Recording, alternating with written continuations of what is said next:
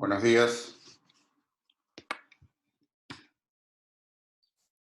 Buenos días con todos.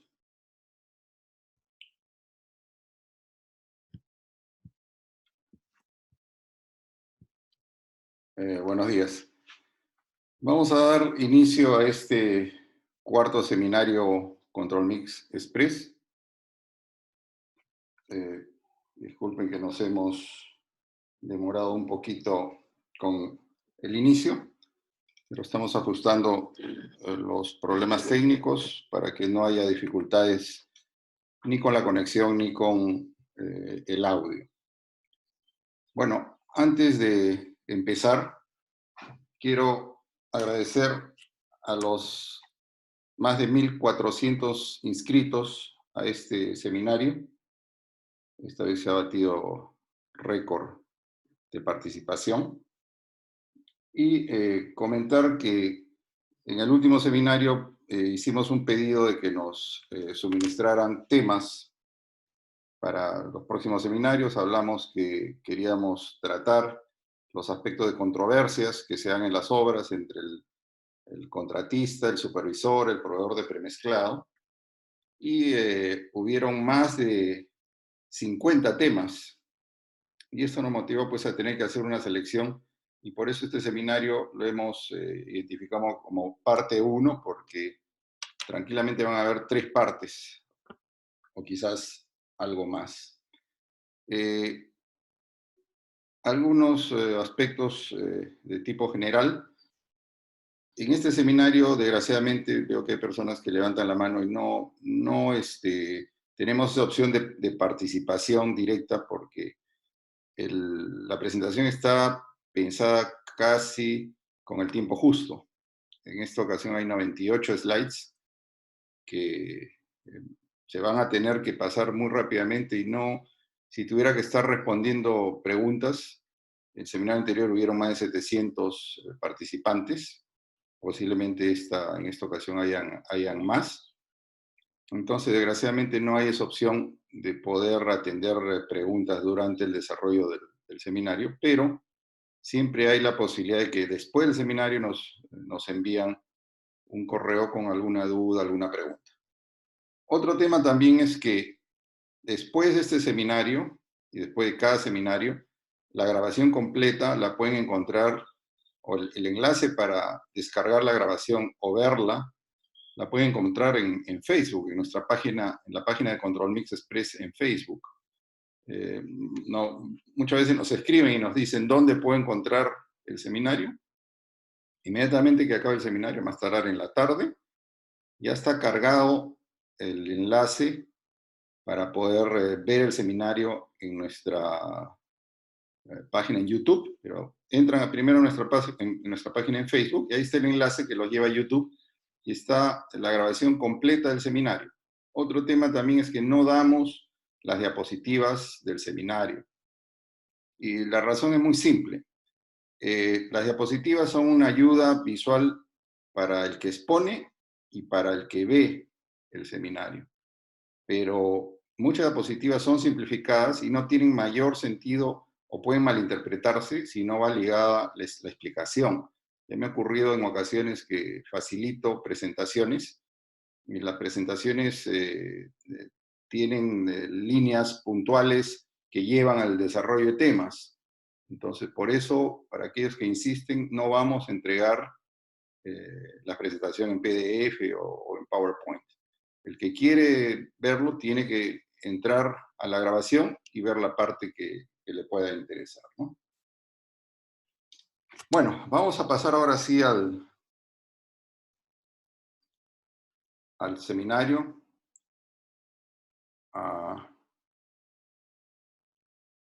Un momento, por favor. Vamos a cargar la presentación.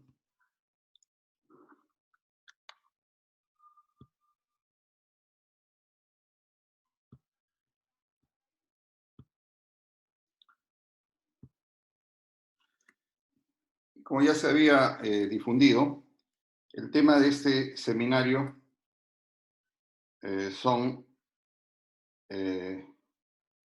las controversias, muchas de las controversias que encontramos entre el contratista, supervisor y proveedor de premezclado en relación al control de calidad del concreto en obra o problemas que se presentan en la obra, ¿no?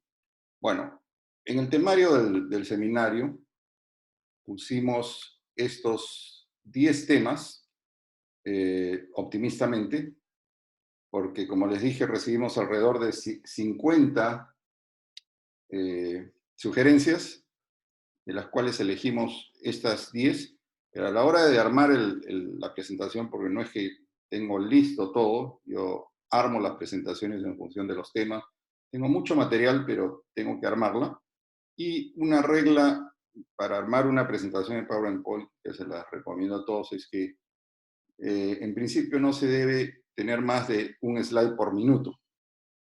Si utilizamos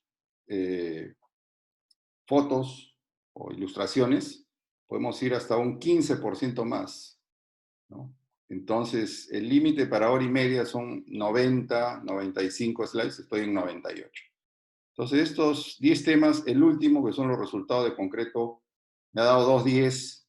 Para un concreto de 210, los resultados me han dado 190 y el supervisor me pide sacar diamantinas. No lo vamos a tratar en este seminario.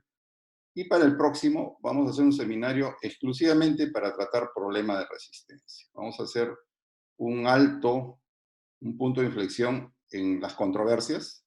Vamos a continuar después con las controversias, pero he recibido muchos correos hablando de temas de problemas de resistencia, ¿no? Se interpreta de esta manera, no me aceptan esto, no me aceptan lo otro, cómo se evalúa. Esta pregunta que estaba en este seminario es uno de los casos clásicos, ¿no?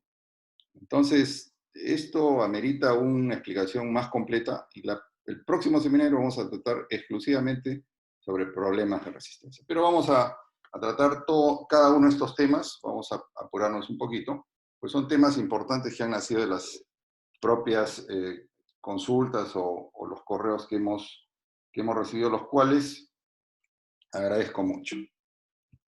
Bueno. La primera era, ¿qué personal está habilitado para hacer el control de calidad del concreto en obra? ¿Qué dicen las normas? ¿Qué se hace en la realidad? ¿Es esto crítico? Porque hay en nuestro medio variadas opiniones y vamos a analizar, ¿no?, qué es lo que dicen las normas, qué es lo que tenemos, qué es lo que deberíamos hacer y si es realmente crítico. Entonces, vamos a hacernos una pregunta de sentido común, ¿no? Vamos a pensar en qué necesitamos o qué le pedimos cuando queremos habilitar un cierto personal que trabaje con nosotros. ¿Qué le pedimos a este personal? Vamos a hablar, por ejemplo, del topógrafo, que es una persona básica en la obra, porque de él depende, ¿no?, el buen trazado de los ejes, los niveles, la geometría, y es una persona básica para que las cosas resulten bien con calidad en la obra. Realmente, ¿qué le pedimos a este señor? Se le pide un diploma. Ya los topógrafos artesanales o los empíricos ya no se reciben en las obras.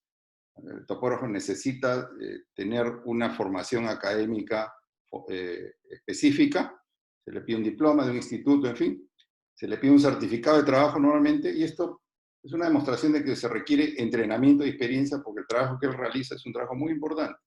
Al maestro de obra, ¿qué le pedimos al maestro de obra? Son muy pocas las instituciones que forman maestros de obra en nuestro medio, pero las hay.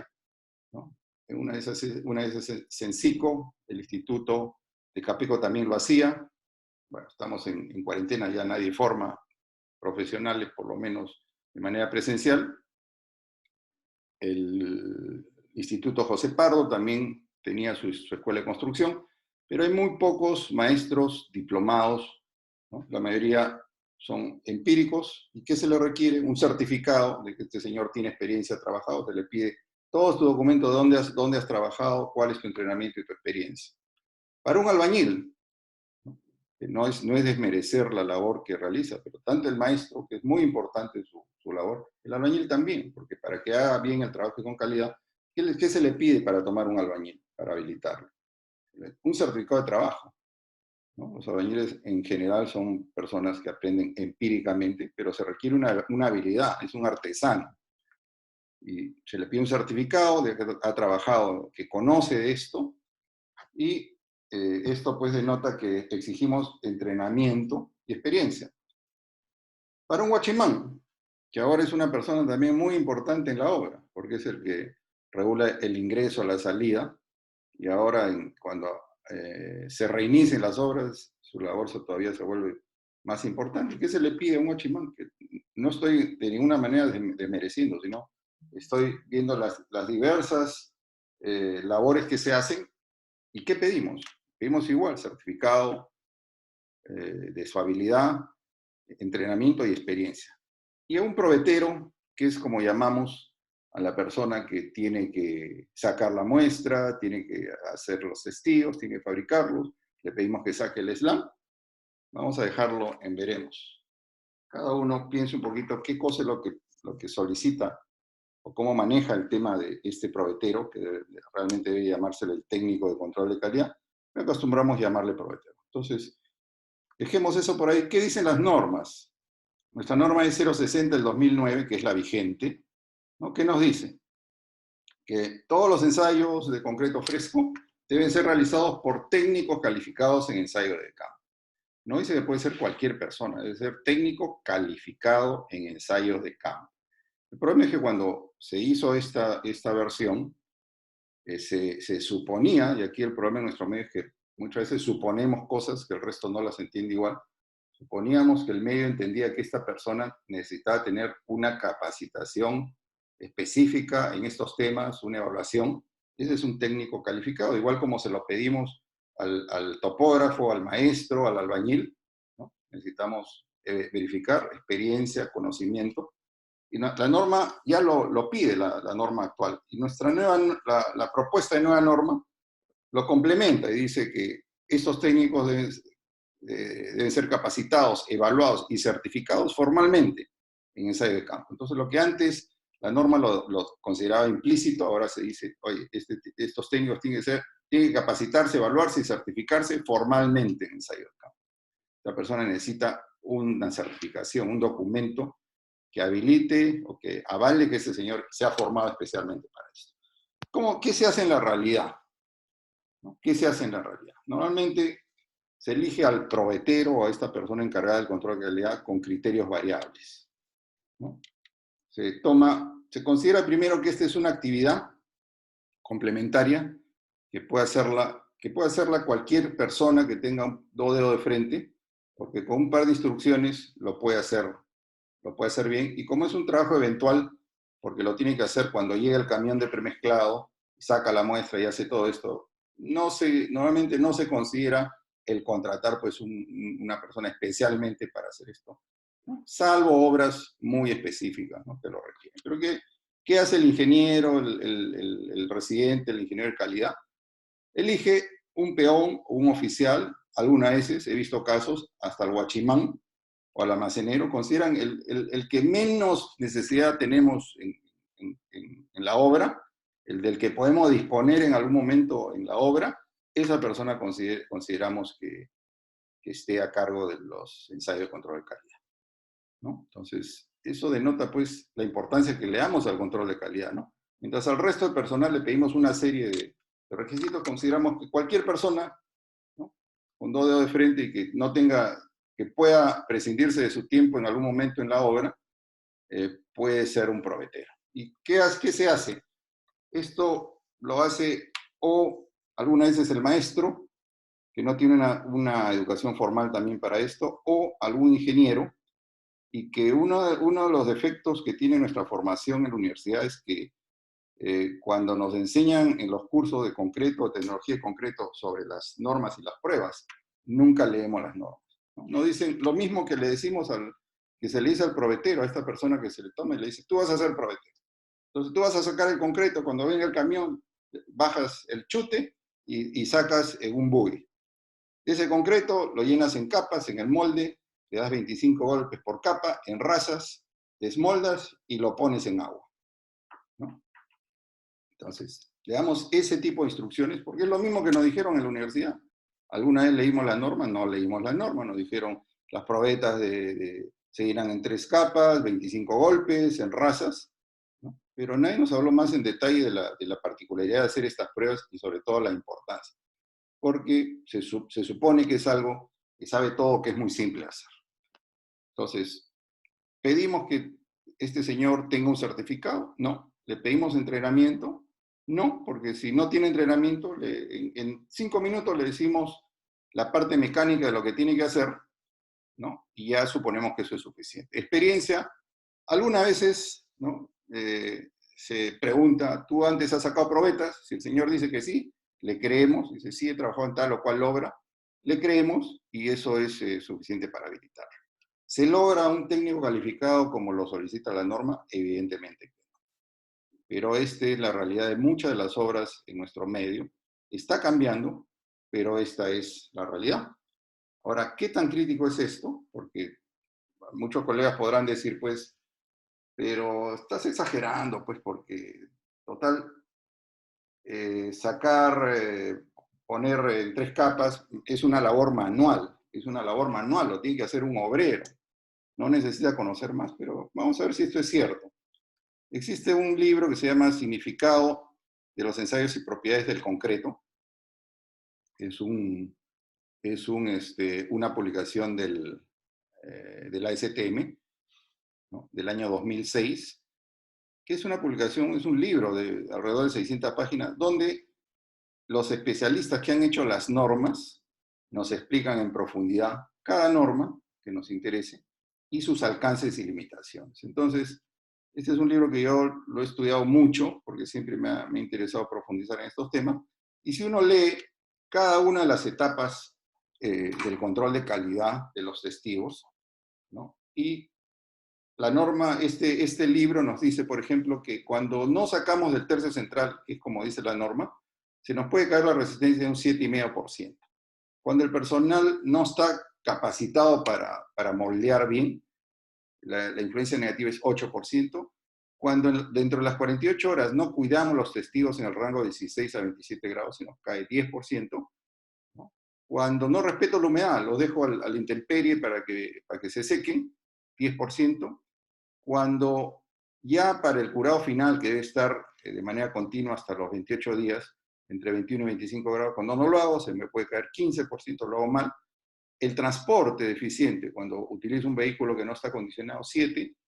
Cuando la superficie del testigo no le da un buen acabado, o el refrentado es deficiente, 5%, y la velocidad de carga es el único parámetro que puede caer 5%, aumentar 5%. ¿Por qué? Cuando ensayamos los testigos a una velocidad mayor que la estandarizada, nos aumenta la resistencia. Y cuando ensayamos a una velocidad menor de la estandarizada, se nos puede caer la resistencia. Esto posiblemente mucha gente no lo sabe, y eso permite adulterar el ensayo de resistencia. Hablaremos de eso en otra oportunidad. Cuando vean que un ensayo de compresión de probeta se hace sumamente rápido, es que se está adulterando la velocidad de carga para que aumente artificialmente la resistencia. Pero vamos a analizar qué le podemos achacar al probetero. El muestreo sí, depende de él. El moldeo deficiente también. No respetar la temperatura también, porque él es el que tiene que proteger estas probetas y guardarlas. La humedad también. El curado final no depende de él, lo vamos a quitar. El transporte tampoco, esto es responsabilidad del residente o del ingeniero de calidad. La superficie deficiente sí, porque él es el que le da el acabado, y la velocidad de carga tampoco es problema de él. Entonces, si quitamos esto, la influencia del probetero o del técnico que hace control de calidad es tanta que puede caérsenos la resistencia un 40% si estas cosas se hacen mal. Entonces, es realmente muy crítico cuando no usamos personal que ha sido entrenado, capacitado, evaluado y certificado para esto, ¿no? ¿Hay opciones? Sí hay opciones. Por ejemplo, yo podría contratar un técnico de Censico, un técnico de los institutos que capacitan técnicos para ensayos de suelos concretos, pero para una persona que la voy a usar eventualmente, en el costo-beneficio esto probablemente no es lo más satisfactorio. Yo no necesito que sea un técnico que me haga pues todas las pruebas de laboratorio, agregados, en fin. Se necesita un técnico que haga las pruebas de campo.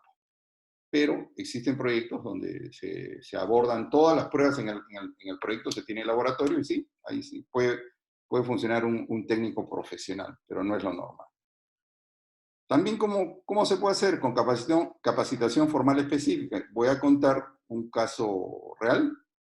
Cuando yo ingresé a trabajar a Unicom en el año 96-97, y esta era la práctica común en todas las empresas de premezclado, no empezaba el vaciado de una obra si no llegaba la camioneta de la empresa de premezclado con el técnico que tenía que sacar el slam y tenía que hacer las pruebas. Entonces, Unicom tenía 3 o 4 camionetas y era pues un caos, ¿no? Cuando había gran demanda de concreto, hasta que no llegaba el técnico no empezaron a hacer. Entonces, ¿qué hicimos?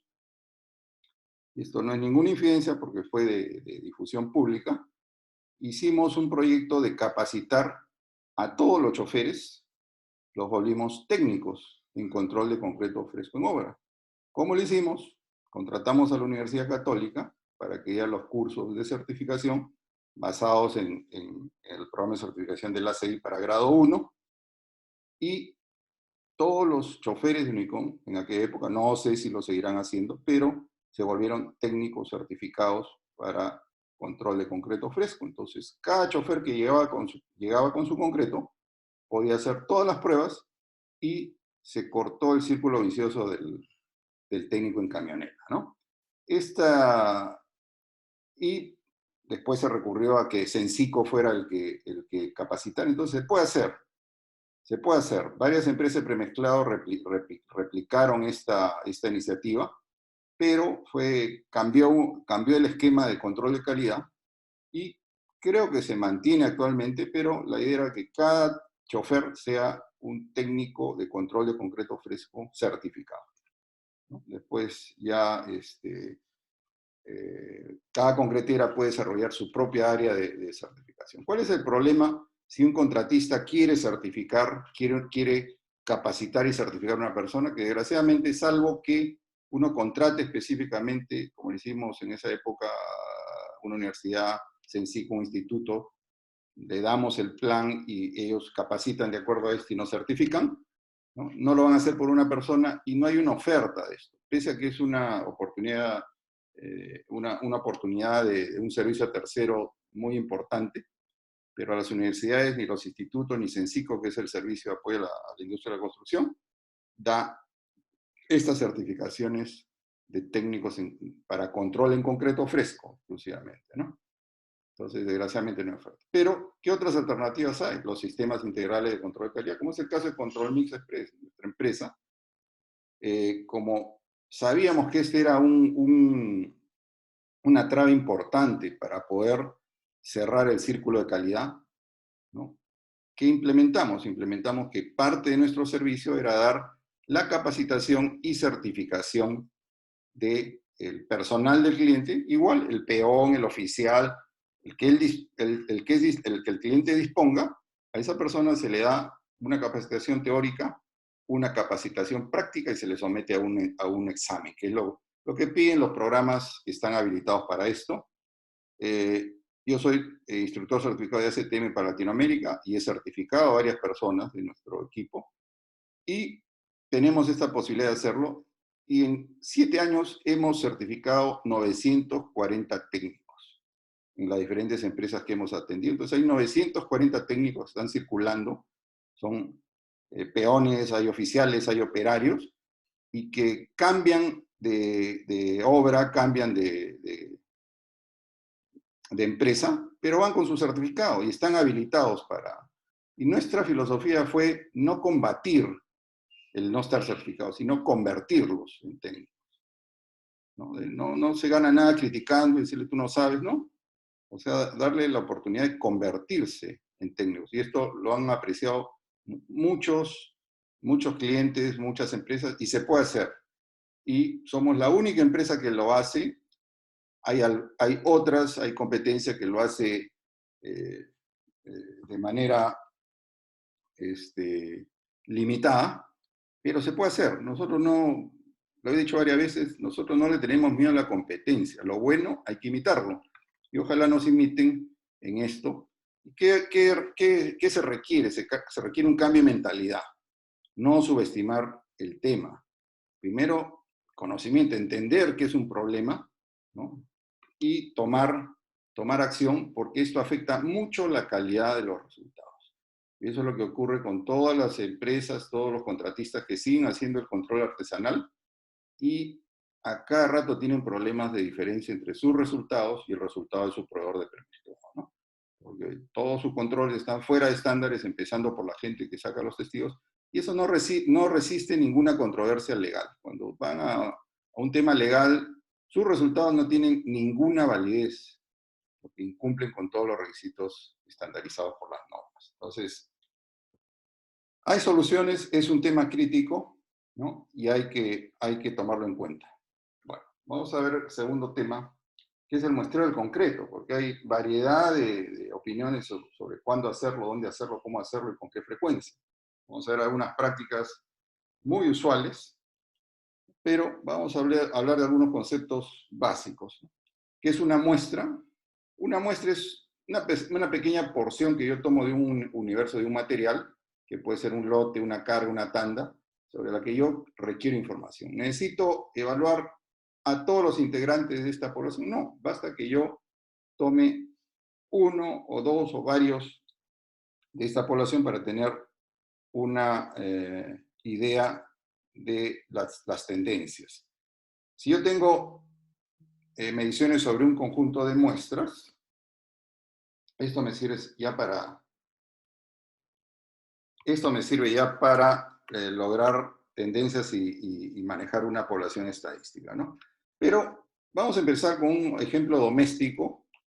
Yo siempre creo que apelar al sentido común, primero, nos permite aproximarnos después a la parte normativa. Entonces, elaboré este ejemplo doméstico, no hay que ser ingeniero ni nada para entenderlo, y he recurrido a un ejemplo doméstico que seguro todos en algún momento lo hemos disfrutado, que es el pisco, ¿no? Nuestro país tiene la gran ventaja y riqueza de ser el único que fabrica el pisco, y para los que no lo saben, vamos a dar una clase de pisco en un minuto, en 2 minutos. Yo soy aficionado al pisco, a la historia del pisco. Tengo mucho pisco, consumo poco, pero me gusta disfrutar de las variedades. Entonces, nuestro país tiene 8 variedades de uva.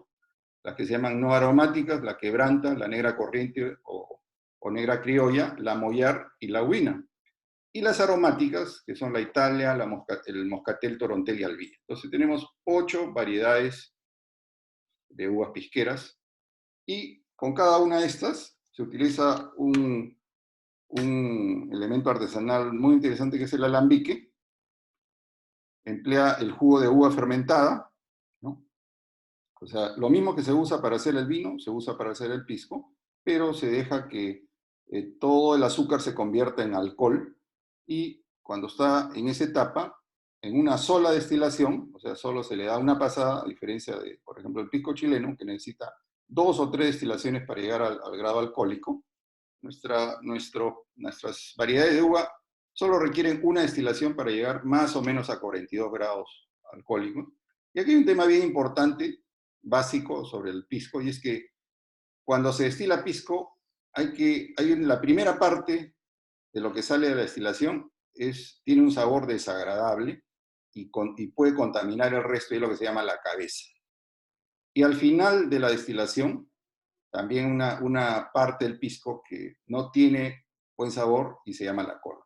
La habilidad de en qué momento cortar la cabeza y separar la buena producción o cortar la cola es del maestro destilador, ¿no? Existe infinidad, se han desarrollado infinidad de equipos para medir N parámetros físicos y químicos, pero no se ha encontrado el paladar de las personas que son especialistas en destilar, y es el maestro destilador que sabe en qué momento se acabó la cabeza y la cola.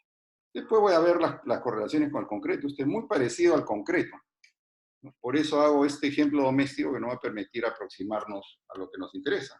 Influye el tipo de alambique. Todos estos son alambiques de cobre, son alambiques muy artesanales. Influye el alambique, influye cuándo lo hago, influye la calidad y variedad del insumo que son las uvas. Entonces, ya tenemos el conocimiento básico del pisco, y supongamos que nos regalan pues 6 botellas de pisco quebranta, una sola variedad, ¿no? Si yo quisiera saber qué tal está este pisco, no tengo que abrir las 6 botellas.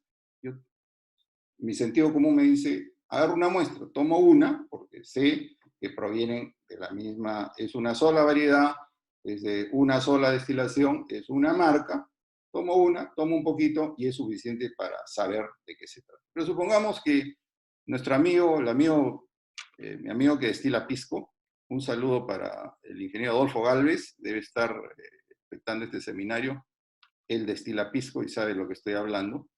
Entonces, supongamos que nos dan 4 botellas de cada variedad. Todo es pisco. Pero ¿cómo puedo saber cuál es cuál y saber la calidad de lo que me han regalado? Si tengo 8 variedades, ¿qué me dice mi sentido común? Saco 8 muestras y de cada una tomo un poquito. Pero yo, para poder haber llegado a este nivel de raciocinio, he necesitado conocimientos. Si yo no les contaba de las 8 variedades, no les contaba cómo es el proceso, no les contaba de todo este preámbulo, no hubiera tenido la menor idea de cómo muestrear.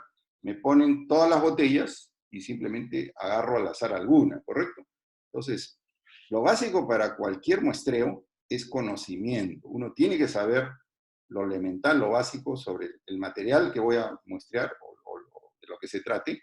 Y un concepto fundamental es: más variedades de lo que quiero evaluar significa más dispersión y significa más muestras. ¿Correcto? Esto es básico, elemental, ¿no? Y no les he hablado que no solo hay estos piscos que se llaman los puros, sino que hay los mezclados o acholados, donde yo puedo mezclar variedades. Cuando les hablen de un acholado, es que estamos mezclando variedades de uvas.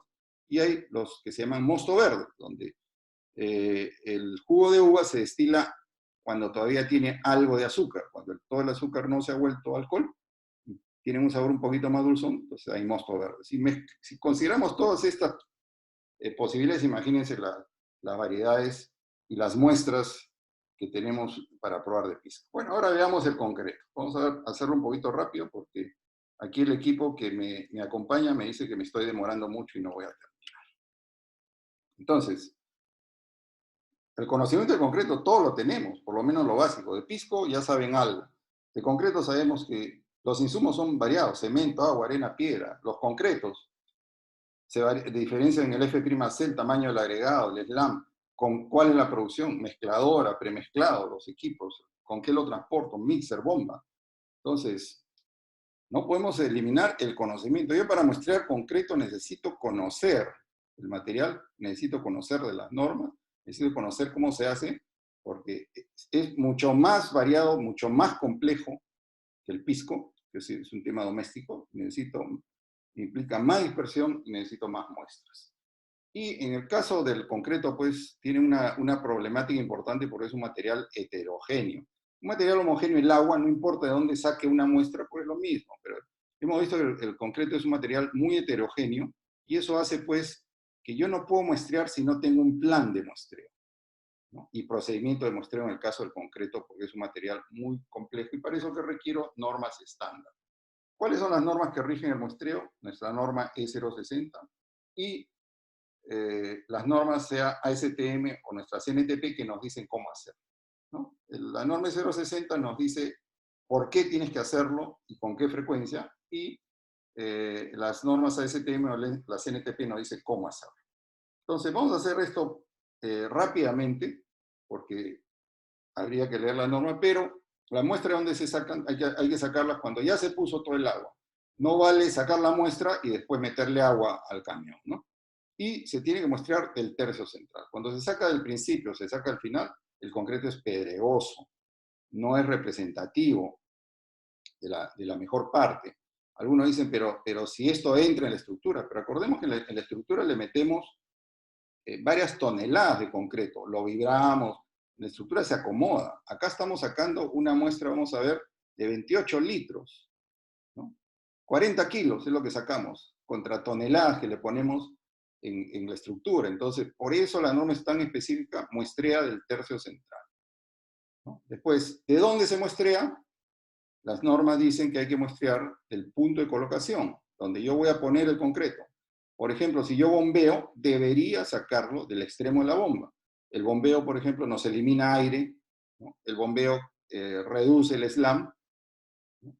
Entonces, debería bombearse del extremo de la bomba. Pero hay casos en que es tan complicado, estamos vaciando en un edificio muy alto, o estamos vaciando un reservorio con 100 metros de tubería. Entonces, la norma permite que de común acuerdo se puede muestrear en el punto de descarga del mixer, ¿no? Pero debería muestrearse en general en el punto de colocación. El volumen mínimo debe ser un pie cúbico, 28 litros, y puede sacarse menos cuando yo solo quiero medir slam o temperatura. Esta muestra, si yo saco el tercio central, la norma dice que yo debería sacar en dos partes, sacar un poquito, esperar, no debe pasar más de 15 minutos para hacer esto, y yo empezar inmediatamente con los ensayos, y las probetas las debo moldear antes que haya transcurrido 15 minutos de que he sacado mi. No puedo sacar la muestra, dejarla ahí tapadita y regresar media hora después a sacar mis testigos o a moldear mis testigos. No debe pasar más de 15 minutos para esto, ¿no? Bueno, si el agregado es muy grande, ¿no? Hay que tamizarlo, no vamos a entrar en mucho detalle, ¿no? Para testigo de 4 pulgadas solo se puede usar con agregado hasta de 1,5, ¿no? Testigos de 6 pulgadas, hay que eliminar el agregado mayor de 2 pulgadas. Todo esto está en la norma. Ahora la frecuencia, eso lo dice nuestra norma de 0,60. Y este es un tema muy importante que no lo he resaltado, pero acá es muy importante. La norma no habla se muestrea por resistencia de concreto, sino se muestrea por clase de concreto. Y esto hay que grabárselo. No muestreamos por el F'C, muestreamos por cada clase de concreto. ¿Qué cosa es una clase de concreto? Cada F'C es una clase de concreto. Cada F'C más el tamaño máximo que estoy usando es otra clase de concreto. Yo tengo un 210 con piedra 6,7, que es 3/4, y un 210 con piedra 5,7, que es 1 pulgada. Yo tengo que muestrear separadamente cada uno de estos, porque es la misma resistencia, pero son dos clases diferentes de concreto. Son dos piscos diferentes, para decirlo en términos sencillos, ¿no? Si varía la granometría o el tipo de aditivo, si un proveedor está usando un aditivo en la planta A y otro aditivo en la planta B, tengo que muestrear diferente, ¿no? Si me despacha de la planta A y de la planta B el mismo tipo de concreto, en teoría, el 210 con piedra 6,7, igual tengo que mostrarlos separados, porque son productos, son alambiques diferentes. Cada planta es un alambique diferente. Entonces, esto no se entiende. El muestreo es por clase de concreto, no es por resistencia. Entonces, eso hace que se multiplique las cantidades de muestras, ¿correcto? Después, ¿qué dice la norma? Se tiene que sacar una muestra por cada clase de concreto que yo he vaciado en el día. Yo estoy vaciando un 210, solo voy a vaciar 210 con piedra de 1 pulgada ese día. Si yo hago un vaciado de 10 cubos, o de 5 cubos, o de 20 cubos, o hasta 40 cubos, tengo que sacar necesariamente una muestra. Así haya vaciado 2 cubos, cada día que yo vacío cada clase de concreto, tengo que sacar una muestra. Pero si tengo un vaciado más grande, que supera los 40 metros, por cada 40 metros yo saco un testigo. Hay que diferenciar el tamaño máximo, la mezcladora, en fin. Entonces, esto hace pues que cambiemos nuestro chip. Hay colegas que, por ejemplo, dicen, La norma habla de cada 40 cubos. Ah, ya. Entonces, yo el lunes hago 10, el martes 20 y el miércoles voy a vaciar 10. Ah, el miércoles completo 40, ese día muestreo. Errado totalmente. Cada día que yo muestree, cada día que yo vacíe, tengo que muestrear cada clase de concreto. Cada día que yo me tomo un pisco diferente, tengo que probarlo para entenderlo de manera sencilla. ¿Y qué cosa es importante? Un plan de muestreo. Y esto, desgraciadamente, así como los ingenieros de obra, los residentes, los de calidad, los de costos, pueden decirnos el día, la hora en que vamos a vaciar y el volumen que vamos a vaciar, pero ninguno sabe qué se va a muestrear, ni cuándo se va a muestrear, ni la cantidad de muestra que se va a obtener. Entonces, la propuesta de norma del 2019 ya exige un plan de muestreo. Y es muy simple. Yo tengo aquí un metrado de concreto, y ¿qué hago yo? Simulo mis vaciados, ¿no? Con este criterio que hemos mencionado, y si yo voy a vaciar en partes, simulo, hoy día vacío tal, y le asigno pues el muestreo que voy a hacer. Entonces, por ejemplo, acá tenemos un caso real, un edificio pequeño con 436 cubos de concreto. Si yo lo dividiera entre 40 metros cúbicos, que es el grueso que me da la norma, ¿no? Me diría que yo con mínimo debería tener unos 10 muestreos. Pero cuando yo separo, eh, aplicando los criterios de la norma, y lo hago, por clases de concreto, que es lo que hemos hecho aquí, me representa 24 muestreos, ¿correcto? Entonces, para que tenga un orden de magnitud, para los que hacen costos, si uno aplica las normas, más o menos se tiene que sacar una muestra cada 20 metros cúbicos del concreto. El metrado total, más o menos hay que sacar una muestra cada 20 cubos. Entonces, con esto ya hemos respondido, creo, la pregunta de por qué se muestrea, dónde se muestrea, cómo se muestrea. Testigo de 6x12 versus el de 4x8. ¿Cuál está normado? ¿Cuál es mejor? Este es bastante sencillo. Desde el año 2008, el ACI 318 admite los dos tipos de testigo. Tradicionalmente se usaba el testigo grande de 6x12, pero cuando empiezan a incrementarse las resistencias de los concretos y se comienzan a necesitar prensas de mayor capacidad, las prensas de concreto normales eran de 100 toneladas. Pero eso era ¿por qué? Los concretos, la resistencia de los concretos muchos años estuvieron en 210, 245 kilos por centímetro cuadrado. Pero cuando nos vamos a concreto de 420, 500, 600, las probetas de 6x12 requieren pues mayores prensas, y una probeta de 6x12 pesa 13 kilos y se muestrean dos. Entonces, cargar dos probetas actualmente está prohibido por los temas de proteger al personal. Ha salido una normativa, incluso se está pensando bajar el tamaño de la bolsa de cemento para que no pese más de 25 kilos. Entonces, esto ya se vio hace años, el año 2008.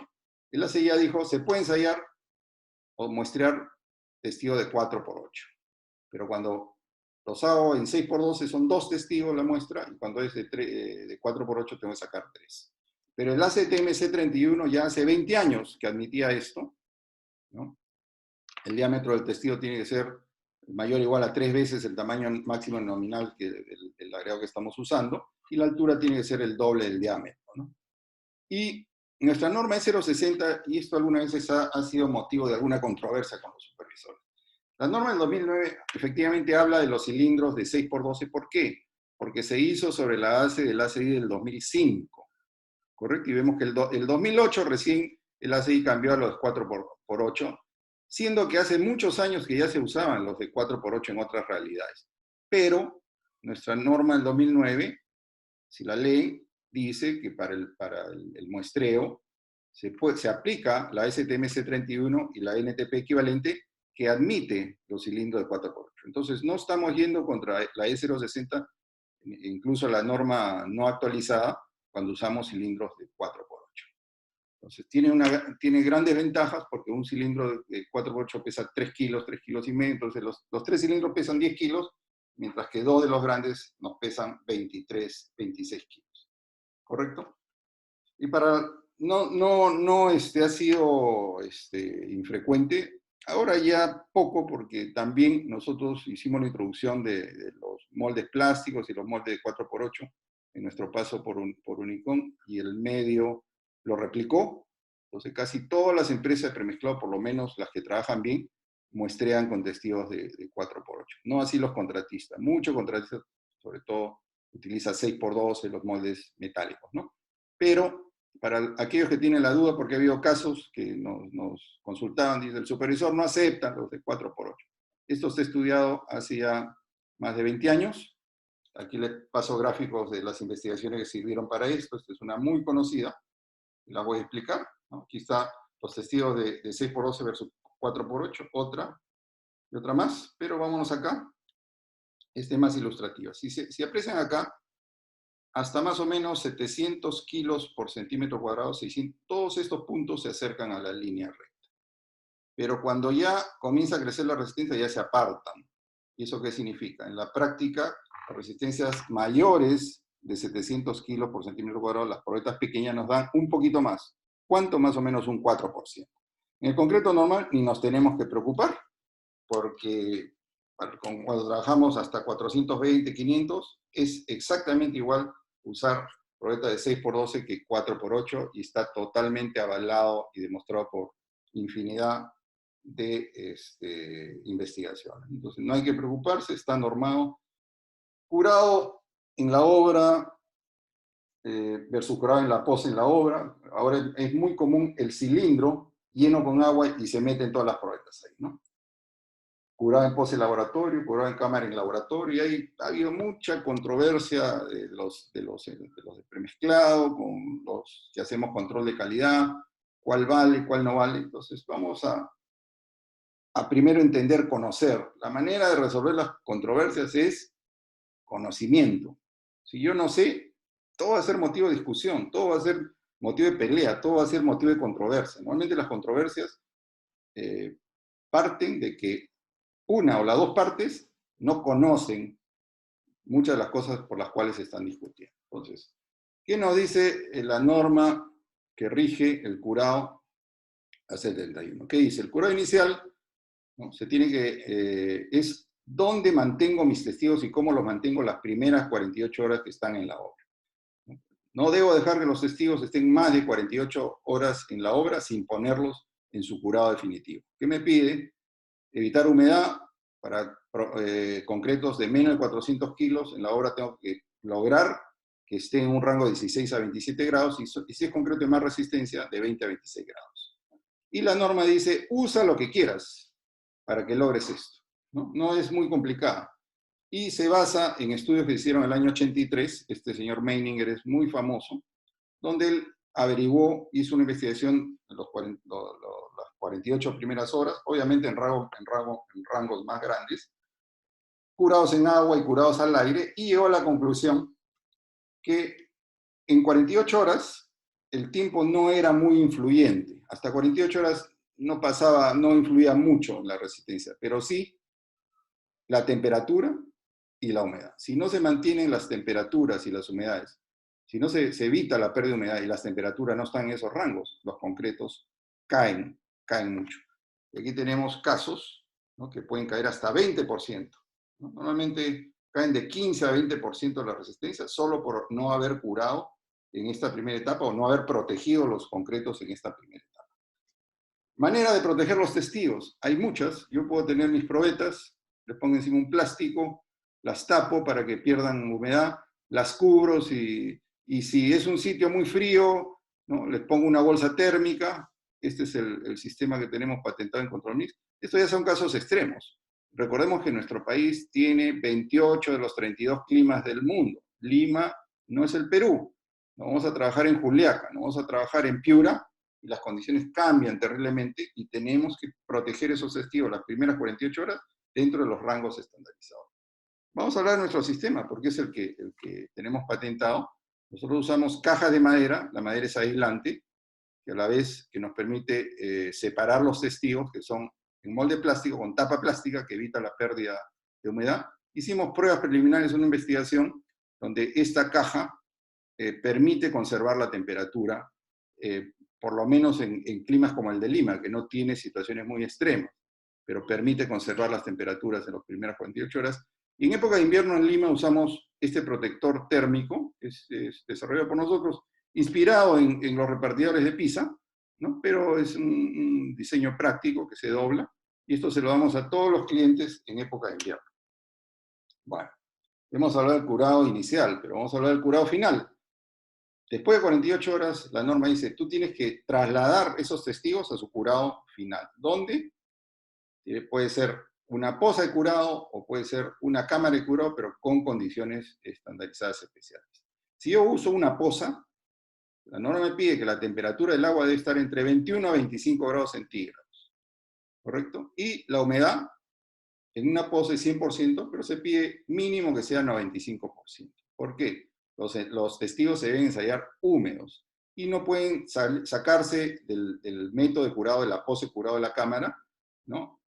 Pueden estar máximo 3 horas fuera del curado antes de ensayarse. Los testigos no se pueden ensayar secos. Por eso esa práctica de que se curen la obra y se manda 2 días antes a la universidad a ensayarlo, se sale de norma porque el testigo llega seco y hay gradientes de esfuerzo. El testigo ya está sometido a esfuerzo cuando se manda a ensayar a una universidad que está fuera de norma, ¿no? Pero estamos hablando de las pozas y las cámaras de curado. Pero dato para los que no transportan testigos o los que lo transportan y no lo hacen muy bien, porque los mandan al laboratorio en la maletera del taxi, en mototaxi, en fin. Entonces, no se pueden mover los testigos antes de que hayan transcurrido 8 horas después del fraguado final. En la práctica esto significa que hay que esperar por lo menos 14 a 18 horas luego de moldeados.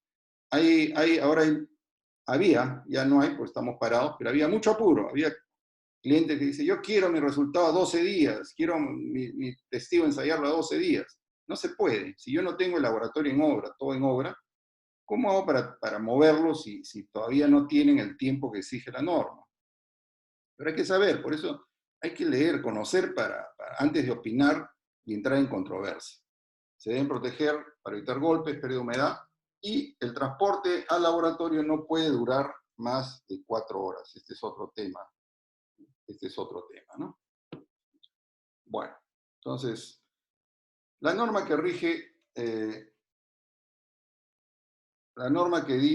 rige las pozas y cámaras de curado de la CTMS 511. Esta data del año 62. ¿No? Hay veces escucho colegas, sobre todo el premezclado, que dicen, no, la cámara de curado no sirve, es un invento. No, señores, del año 62 rige la norma para pozas y cámaras de curado, y vamos a explicarlo. Si se trata de tanques o poza de curado, la norma exige temperatura de 21 a 25 grados con control automático de la temperatura. No es que yo le pongo agua, pongo mis testigos y me olvido. Tengo que ponerle la manera de que esa temperatura se genere y se mantenga. Y nos pide un registrador de temperatura que debe grabar esta temperatura cada 15 minutos. Y la norma obliga a que esto se registre, ¿no? Hay que tener un documento, un registro donde se demuestra que estamos manteniendo la temperatura dentro de ese rango. Y otra cosa que mucha gente no sabe es que el agua, como tiene un pH 7, en contacto con el concreto que tiene pH 13, le quiere quitar ese pH, ¿no? Y por equilibrio, la naturaleza es equilibrio, y pérdida de pH del concreto afecta el proceso de hidratación. Entonces la norma pide que hay que ponerle hidróxido de calcio, al agua para subirle el pH y que haya equilibrio, para que no le quite el pH al concreto. En las obras nadie hace esto, ¿no es cierto? Ponemos los testigos en un cilindro con agua y nos olvidamos de este problema, ¿no? Y después dice que debe tener un agitador si está conectado a varios tanques. ¿Cómo debe lucir un tanque de curado o una poza de curado? Luce así. Y estos son obviamente tanques norteamericanos. Y esta solución no está pensada para volúmenes grandes de concreto. Un tanque vemos que no se puede poner una gran cantidad, o necesito poner muchos tanques. ¿Y qué se necesita? Se necesita un equipo, una resistencia para calentar el agua, ¿no? Con un termostato que me la regule, me la mantenga entre 21 y 25, el registrador y un agitador, ¿no? ¿Cómo se cura en nuestro medio? Estas son pozas de curado de empresas de premezclado, ¿no? decimos el pecado, pero no el pecador. Son varias las empresas de premezclado, como apreciarán, ninguna tiene calentador, ¿no? Ninguna tiene agitador. Probablemente varias sí le ponen la cal. Y esta es una cosa bien interesante, ¿no? Por ejemplo, esto es en proyectos en sitio frío. Es un invento peruano, pues, ¿no? Un platito con una resistencia de terma que flota sobre el agua para calentar el agua, ¿no? Entonces, saben que se tiene que calentar el agua, ¿no? Pero esto, por ejemplo, es peligroso y no es la mejor manera de controlar. Y estas son las pozas, los cilindros con agua que ponemos en las obras todo el tiempo. Entonces, en la realidad, ¿qué resulta? Resulta que los testigos aparecen así, ¿no? Parcialmente llenos, deficientes, el agua verde, porque de vez en cuando el obreo se lava también ahí, y el cuerpo, las manos tienen mucha grasa, ¿no? Y esta es la realidad, algunas probetas adentro, otras afuera. Este es el control, no tocar testigos, hay un letrero muy grande, ¿no? Entonces, esa es la manera como lo hacemos. ¿Cómo se hacen las cámaras de curado? La cámara de curado es un ambiente donde se ha condicionado alguna forma de que la temperatura esté entre 21 a 25 grados, la humedad relativa mayor o igual al 95%, y todos los testigos deben estar húmedos y requiere igual registrador de temperatura cada 15 minutos. Cámara de curado hay cientos en cualquier país desarrollado, cualquier laboratorio moderno usa cámara de curado. ¿Por qué? Porque ven la cantidad de testigos que se pueden almacenar de manera ordenada. Este es un almacén, ¿no? Se vuelve un almacén de testigos, ¿correcto? Esta es la forma más eficiente, más controlada y más ordenada de hacer el curado de los testigos. No quiero decir que descartamos las pozas, pero esto en términos prácticos es lo mejor. Estas son las cámaras de curado patentadas que tenemos nosotros. Nos ha demandado un montón de tiempo y esfuerzo, anaqueles plásticos, aspersores de neblina, equipo de aire acondicionado y calentador para mantener la temperatura y registradores. ¿Se puede hacer? Sí, se puede hacer. ¿Necesitamos invento gringo? No necesitamos invento gringo. Necesitamos un poco de imaginación y querer hacer las cosas bien, nada más, ¿no? Entonces, conclusión. ¿Se puede curar los cilindros en agua? ¿Se puede curar los testigos en cilindros con agua en obra? No. No hay ningún contratista que se preocupe de la cal, ni contratista que registre las temperaturas, ¿no? ni que mantenga los rangos de temperatura. Entonces, el curado de los testigos en cilindro con agua está fuera totalmente de estándar. ¿Se puede curar en poza estandarizada en obra? Sí, se puede. Sí, yo tengo mi laboratorio al costado y mi poza tiene control de temperatura, tiene registro de temperatura, tiene su cal. Sí lo puede hacer. Hay proyectos que tienen laboratorio, pero si su poza no está estandarizada, tampoco funciona, ¿no? Y si yo lo envío a un laboratorio, o sea, si en 48 horas se lo llevan a un laboratorio, es válido cualquier cosa. Puede usarse una poza estandarizada o puede usarse una cámara de curado. Hay empresas de premezclado que dicen que lo único que vale es la poza. Falso, falso, totalmente falso. Se puede usar la poza o se puede usar la cámara de curado si ambas están estandarizadas. Bueno, ya vamos para la pregunta 5, para apurarnos un poquito.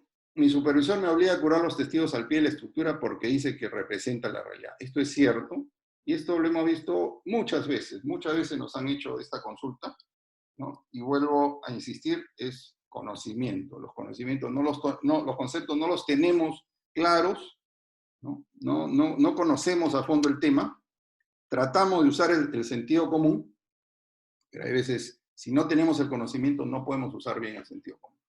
Entonces hay que aclarar que existen 3 tipos de resistencia en el concreto, y esto no nos los explican algunas veces en los cursos ni de concreto armado ni tecnología de concreto, ¿no? O nos explican y se nos metió por un oído y se nos fue por el otro.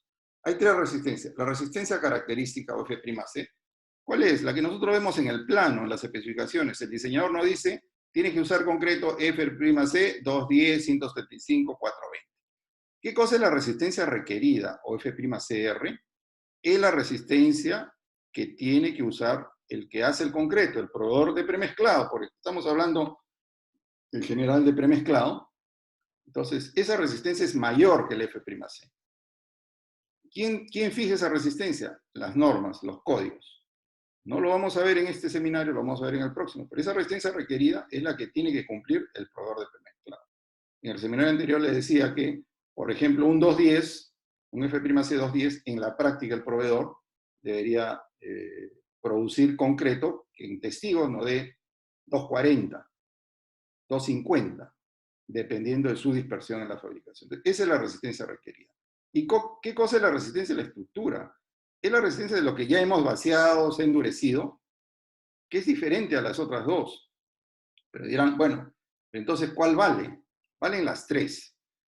¿Qué nos dice el sentido común? Si yo quisiera realmente saber qué resistencia tiene la estructura, tendría que sacar diamantinas, ¿no? Fabricaría mi columna y le sacaría una diamantina pasado 28 días y ver si cumple o no cumple. Como eso no se puede hacer en la obra, no podemos perforar las estructuras, ni podemos esperar. Se ha inventado el concepto de la resistencia característica, se basa en probabilidades. Lo voy a desarrollar en el próximo seminario, ¿no? Pero es un concepto estandarizado. ¿Quién lo fija? El diseñador en los planos y las normas. El diseñador no inventa este concepto. Tanto nuestra norma 060 como el 318 dicen lo siguiente.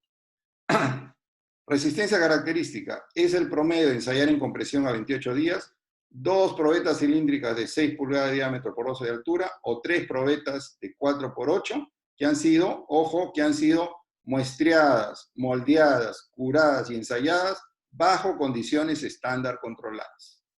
No dice que sean muestreadas, moldeadas, curadas, ensayadas bajo las condiciones que invente el supervisor, no dice eso el código. No dice muestrealas, moldealas, cúralas y ensáyalas como se le ocurra al supervisor de día y después lo cambias a como se le ocurre al supervisor de noche. No puede depender esto de un supervisor.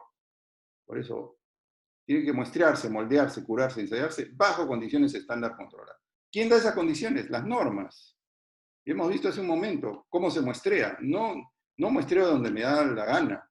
No moldeo, ni puedo curar donde me da la gana, porque se tiene que trabajar con los testigos en condiciones estándar controladas. Pero claro, la pregunta, y que origina esta confusión es que dice, bueno, pero si este testigo, pues sí, yo lo saco el tercio central, el técnico muy calificado saca los moldes, lo llevo, lo curo, le estoy dando pues un montón de cuidados y condiciones que no tiene mi estructura. Yo eso no le hago a mi estructura. Y cómo ese resultado, ¿no?, puede representar lo que tiene la estructura. Y el razonamiento es válido, pero hay respuesta, pues para eso tenemos que estudiar e investigar. Entonces, ¿de dónde pasa la necesidad de la estandarización? O de recurrir a un procedimiento, a un F'C que sea estandarizado y repetible, porque el concreto es un material sujeto a muchas fuentes de variación en sus propiedades y los métodos de prueba. No voy a leer el detalle de todo esto, pero todos sabemos que cambia la relación al cemento, cambia las humedades, las granulometrías, el tipo de cemento, los aditivos, me introduce un montón de variaciones y dispersiones. Cada día que se produce concreto en la planta, el concreto que sale a las obras es ligeramente diferente al del día anterior, si no, no lo muestraríamos. Y los métodos de prueba, si cada uno hiciera el muestreo, el moldeo, como le pareciera, ¿cuál valdría? De ahí nace el principio de estandarización. Entonces, si cada supervisor dijera, a mí me parece que deben curarse los testigos al pie de la columna, encima de la losa, tapados con un plastiquito, echándole agüita. La pregunta es, pues, los 10 valores que nos resultarían para la misma muestra de concreto, ¿cuál comparo yo con el F'C que ha supuesto el diseñador, el que ha usado el diseñador? Entonces, eso sería imposible. Por eso hace muchos años los científicos dijeron, tiene que ser bajo condiciones estándar controladas, ¿no? Primero, el F'C tiene que ser una herramienta estándar reproducible. Si todos muestreamos, sacamos los testigos igual de un mismo concreto, los resultados van a ser comparables. Pero si cada uno lo hace como cree, no vamos a poder comparar nada, ¿no? ¿Y por qué efectivamente este valor, y vamos a adelantarnos, los testigos dan más resistencia que lo que da la estructura. Eso lo sabemos porque estamos cuidando esta criatura y nos va a dar más resistencia, pero no es que el diseñador no lo sabe, y no lo saben los códigos. Lógicamente que lo saben. ¿Cómo compensan, cómo arreglan esta aparente incongruencia? Aplicándole factores de reducción y factores de seguridad a las fórmulas, ¿no? Pero esta es una herramienta estandarizada, reproducible, única. Es el único método con que se puede medir la resistencia. ¿Y por qué tenemos que cuidar los testigos? Porque la estructura se defiende sola. Un metro cúbico de concreto pesa 2 toneladas 300, ¿no? Y una probeta una probeta de 6 pulgadas pesa 13 kilos, y una de 4 pulgadas pesa 3,5 kilos. Tiene cantidad pequeñísima de cemento, y yo siempre lo comparo. Este es un Schwarzenegger y esta es una criatura, ¿no? ¿A cuál tendría yo que proteger, ¿no? Obviamente tengo que proteger a esta es la probeta, esta es la estructura. La estructura se defiende sola. Yo tengo el encofrado que es aislante, le meto varias toneladas de concreto, genera un montón de temperatura. Yo no me tengo que preocupar de la estructura si yo cumplo las especificaciones de la estructura. Pero si yo no cuido el testigo, lo que me resulta no es comparable.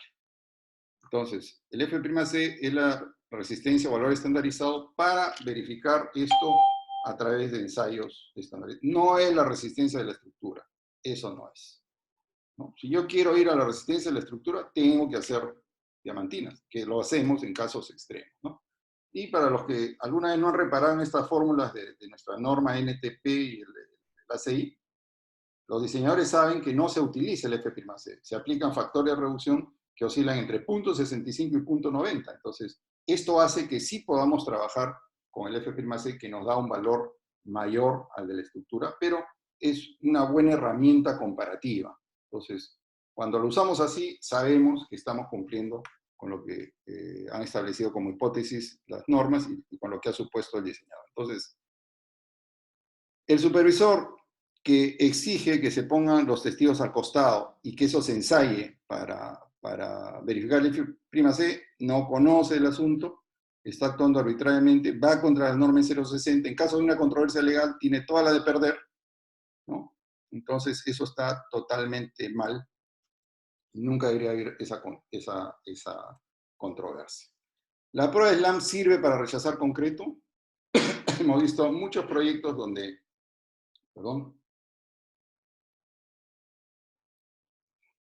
no estoy tomando pisco, estoy tomando una manzanillita para la garganta.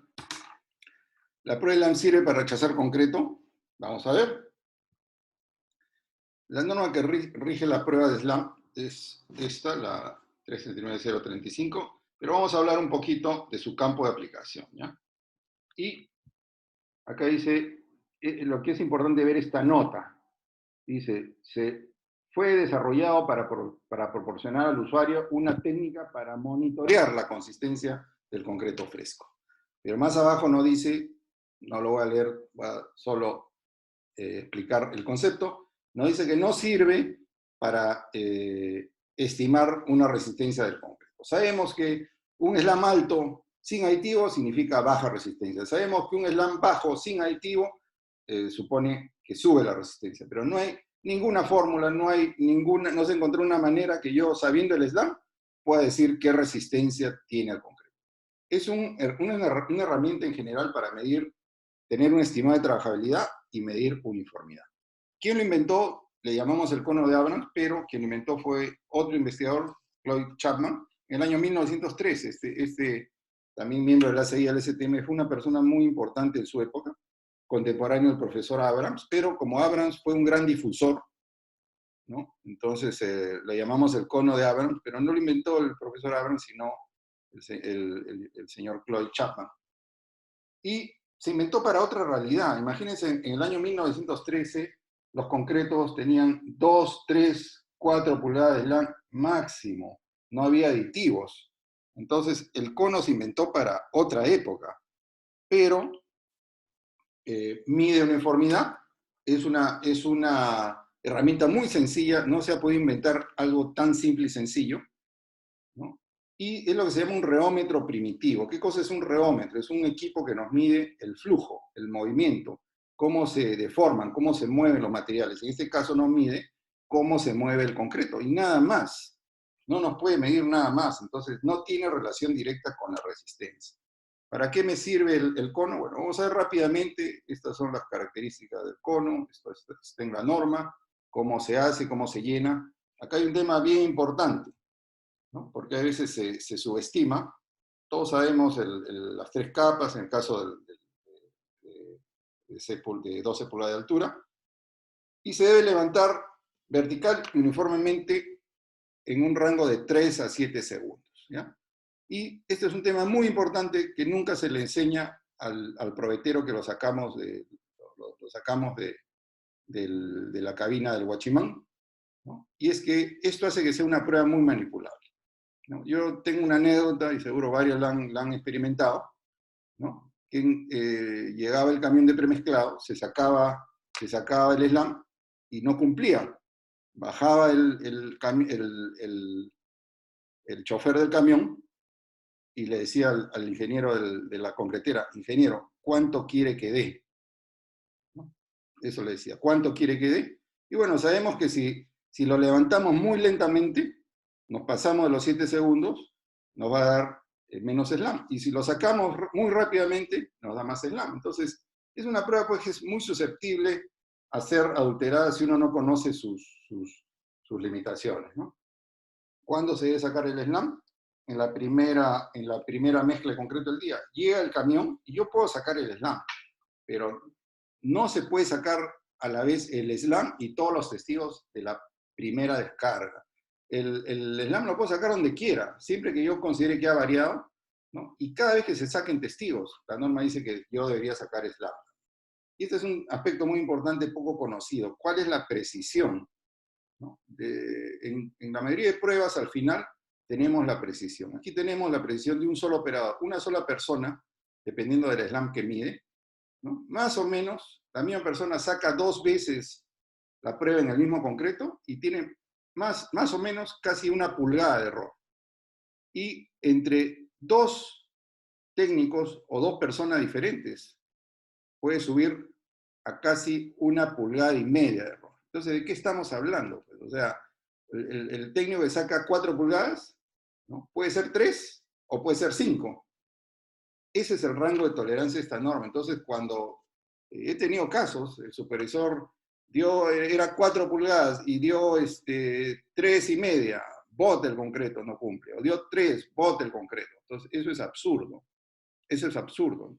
El slam no es una prueba para rechazar concreto, es una herramienta, un elemento de juicio para tomar decisiones.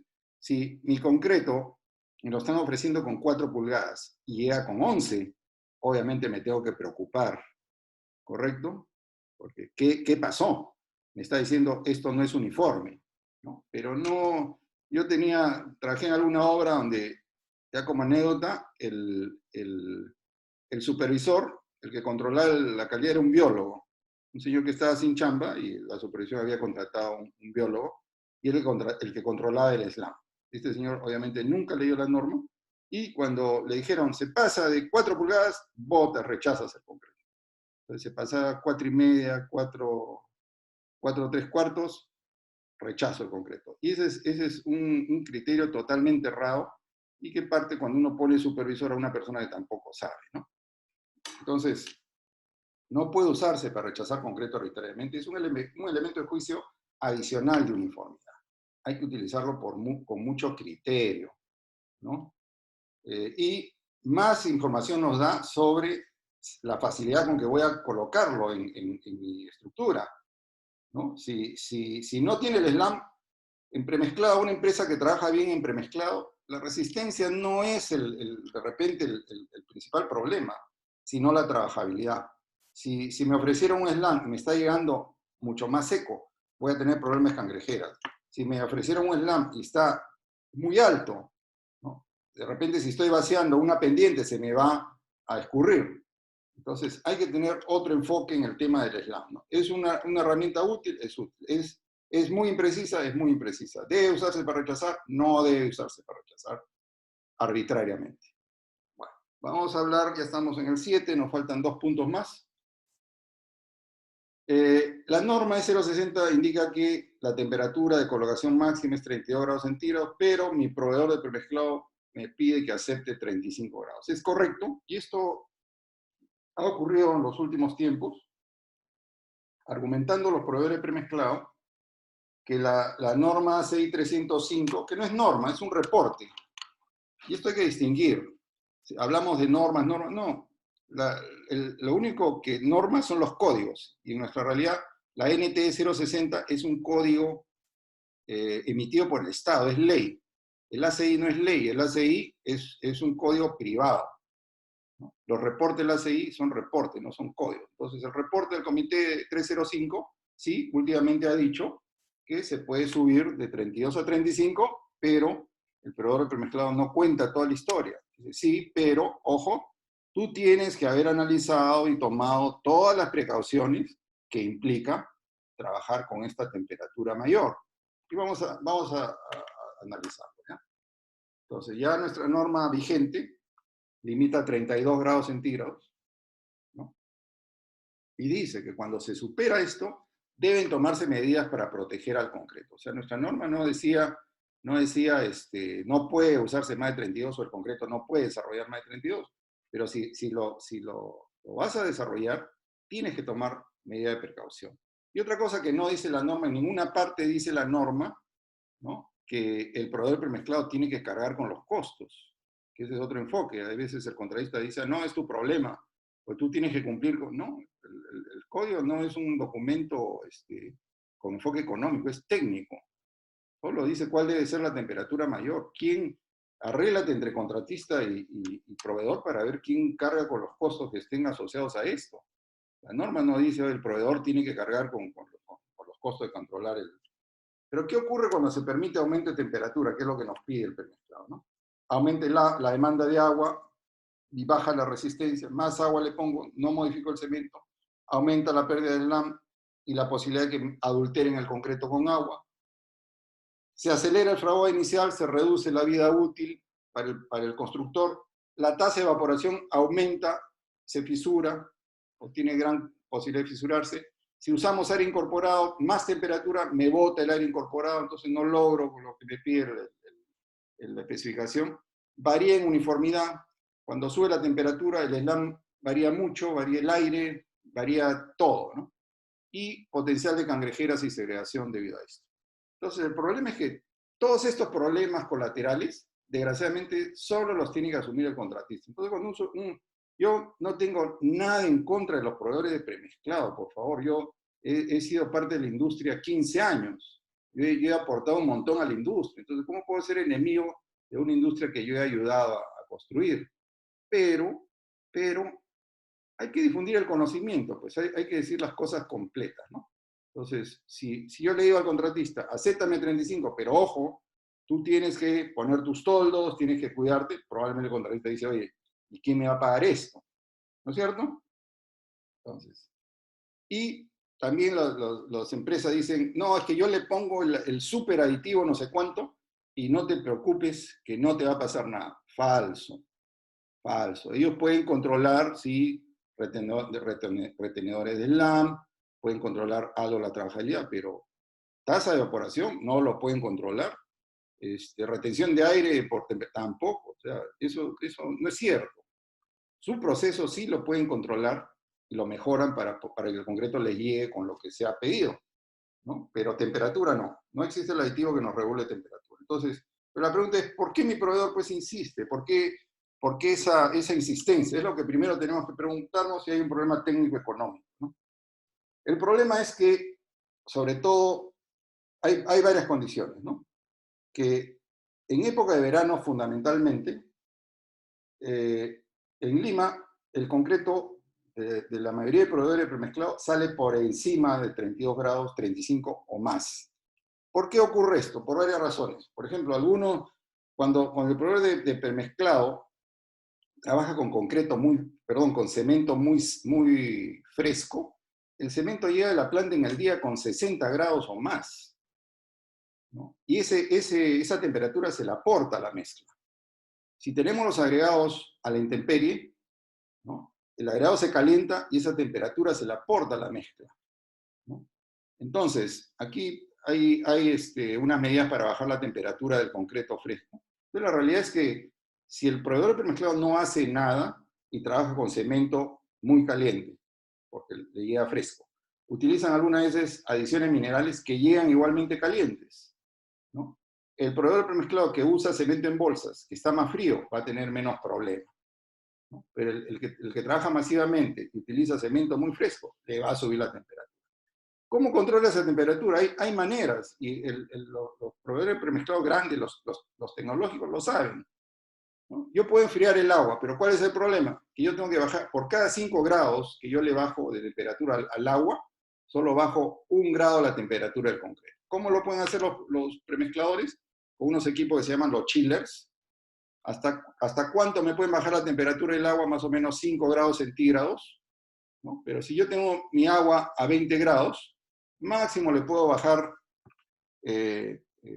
4 grados centígrados con un chiller. Entonces, no es una solución cuando yo tengo que bajar, pues, de 37 a 30, ¿no? Y una cosa que también hay que tomar en cuenta es que todo lo que requiere energía es costo, todo es costo.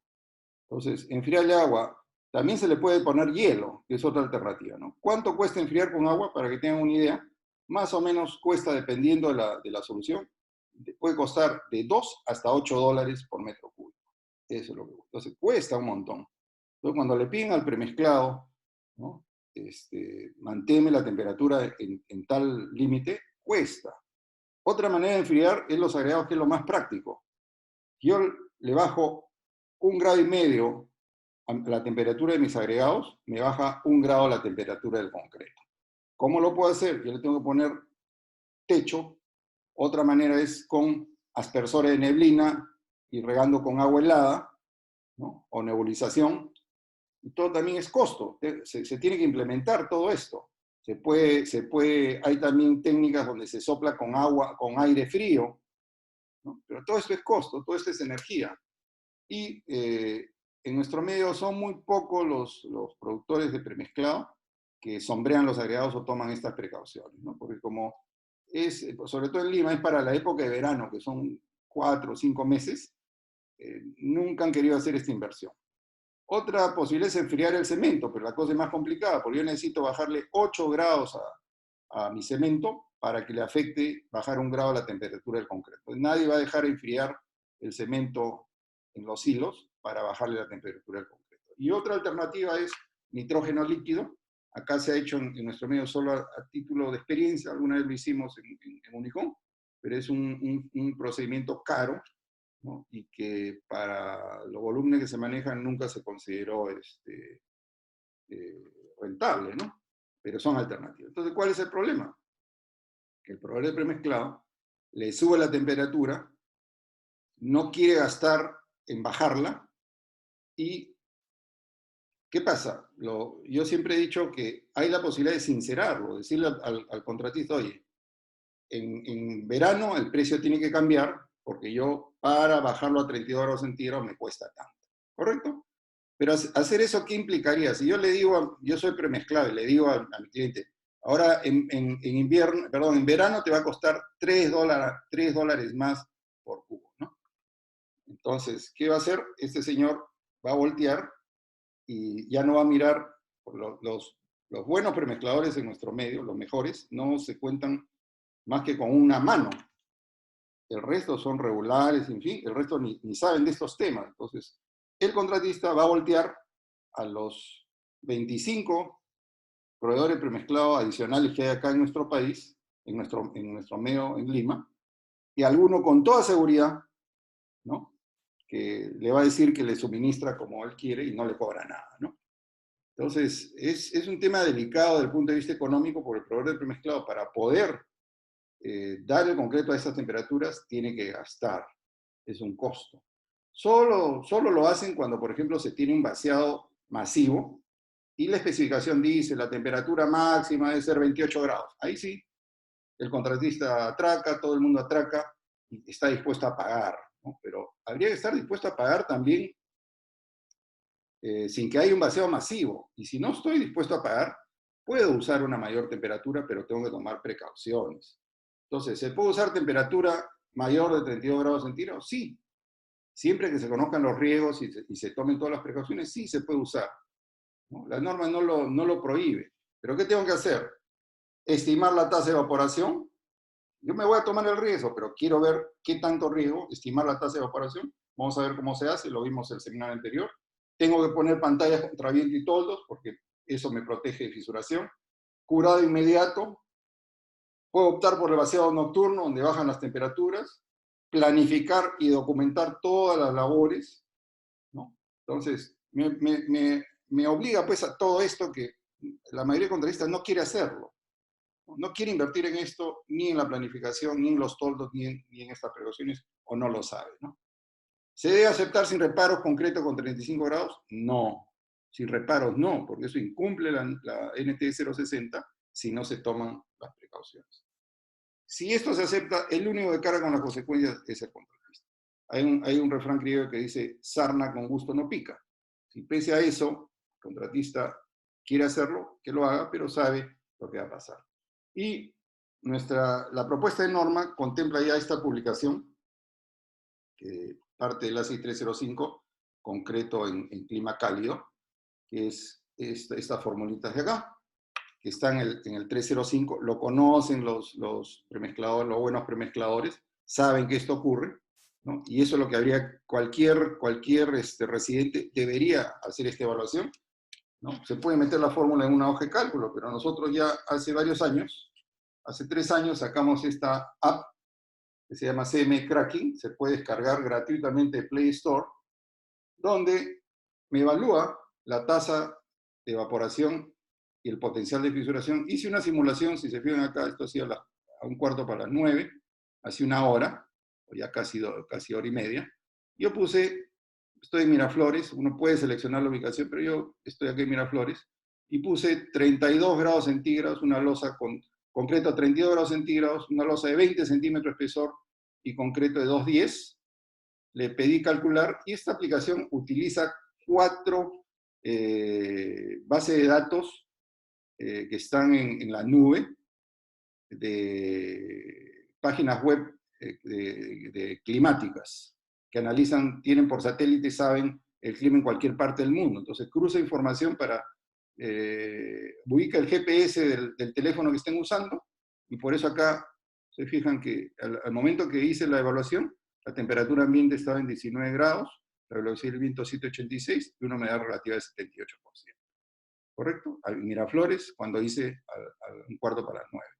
¿Qué me calculó? La tasa de evaporación del concreto para estas condiciones es 0,40. Perdón, la tasa de evaporación del concreto es 0,66 y su exudación es 0,40.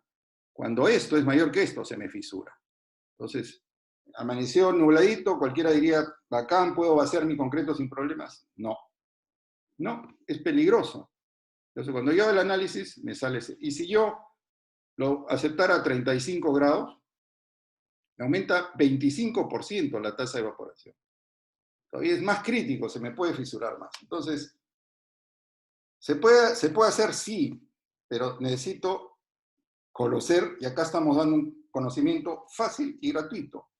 Esto tiene más de 100 descargas, pero yo sería feliz si todos los estudiantes de ingeniería, todos los residentes descargaran esta aplicación. Es gratuita y pueden medir antes de su vaciado cuál es su riesgo y tienen un elemento de juicio para contestarle a su proveedor de premezclado cuando les pida aceptar una temperatura mayor.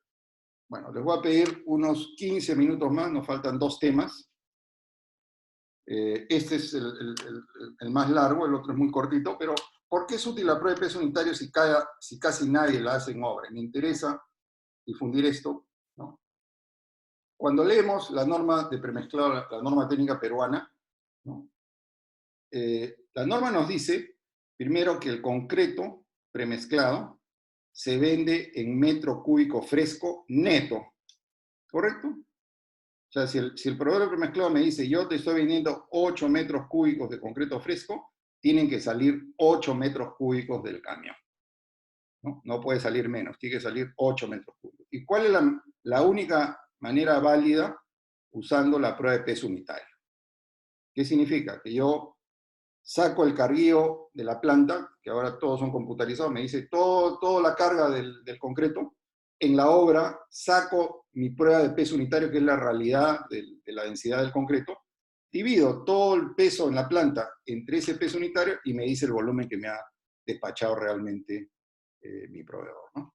Entonces, esta prueba es fundamental porque es la única manera legal de zanjar controversias sobre diferencia de volumen. A cada rato hay problemas de diferencia de volumen en los proyectos, sobre todo al final, ¿no? Porque se dan cuenta que se suministró o se pidió mucho más concreto de lo que figuraba en los metrados. Y vamos a ver por qué.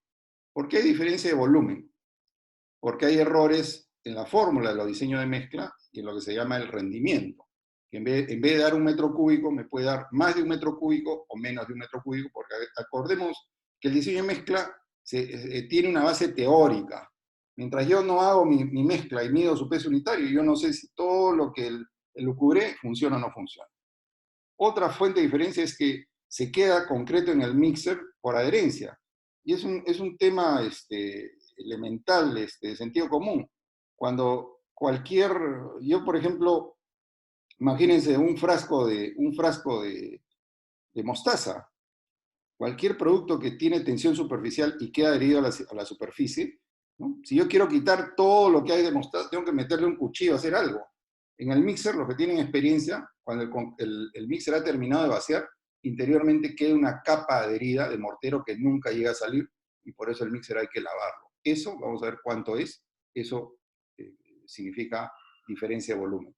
Cuando vemos que el concreto nos llega con bolonería, ¿no? Eso también implica diferencia de volumen, está llegando menos concreto. Y después, cuando el concreto se carga con menos volumen del mínimo recomendado, también hay diferencia de volumen. Vamos a ver rápidamente. Errores del proveedor de premezclado. Ellos se cuidan mucho de esto, pero acordémonos que para el diseño de mezcla, ¿qué usamos? Parámetros de laboratorio, pesos específicos, granulometrías, en fin, todo eso son propiedades del laboratorio. Si yo me equivoqué en el cálculo, y otro valor que se supone hasta que no se mide es el aire. Cuando hacemos el diseño de mezcla, el aire lo asumimos, y hasta que no lo medimos en la realidad, no sabemos si la acertamos o no. Y si cambiamos de cantera o el agregado se volvió más fino, más grueso, nos afecta y el rendimiento se sale de control. O sea, el cubo que suponíamos no nos da un cubo. Entonces, ¿qué cosa es el rendimiento de las mezclas? Y esto es fundamental para los de premezclado y tiene que saberlo el contratista también. ¿Qué cosa es el rendimiento? Es el valor que nos resulta de dividir el peso unitario teórico entre el peso unitario real de mi mezcla. ¿Correcto? Y cuando yo hago esto, me puede dar más de 1 metro cúbico o menos de 1 metro cúbico. ¿Y cuál es la tolerancia en el rendimiento? No debería pasar del 1%.